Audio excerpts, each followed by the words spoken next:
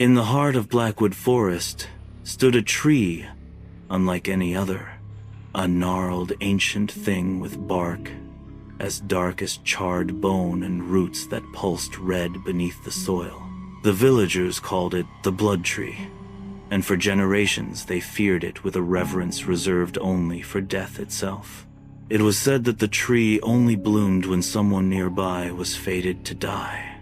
Not from old age, not from illness, from something sudden, violent, and always near. Every bloom was a warning. The petals were deep crimson, like fresh spilled blood. They glistened in the moonlight, soft as velvet and warm to the touch. When they opened, someone always died, within hours, sometimes minutes. The villagers had learned to avoid the forest entirely, but not everyone believed the stories. Not young Thomas Gray. Thomas was 17, bored, and braver than he had any right to be.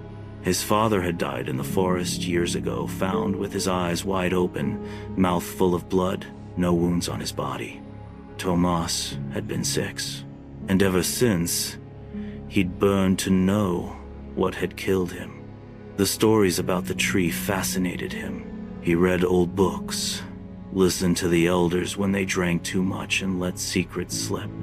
Most called the tree cursed. Some called it alive. One old hunter even whispered it was hungry.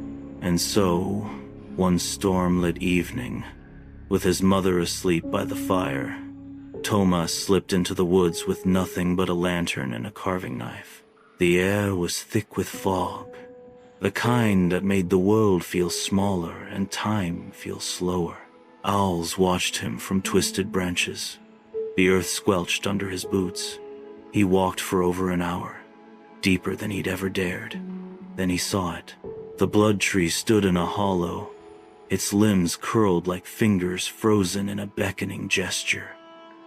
At its base lay a carpet of black leaves, brittle and dry. But there, at the center of a thick, claw-like branch, was a single bloom, red, open, fresh. Thomas froze. His heart thudded so hard he could hear it echo in his skull. He stepped forward. Just one bloom. That meant someone was going to die. But who? Was it him? He reached up and plucked the petal. Warm, soft. It clung to his skin like silk. Suddenly, the forest changed. The air felt heavier, like the moment before a scream. A deep, creaking groan echoed from the tree. Thomas stumbled back. More petals began to open. 2, 3, 5, each unfurling with a wet shh sound. "No," he whispered, eyes wide.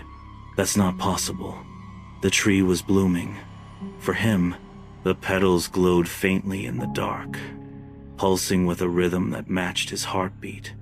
And then he felt it a prickling on the back of his neck, the certainty of being watched. He turned. Something was standing just beyond the fog. Tall, still, wrong. It stepped closer. A figure, cloaked in tattered black, face hidden beneath a hood.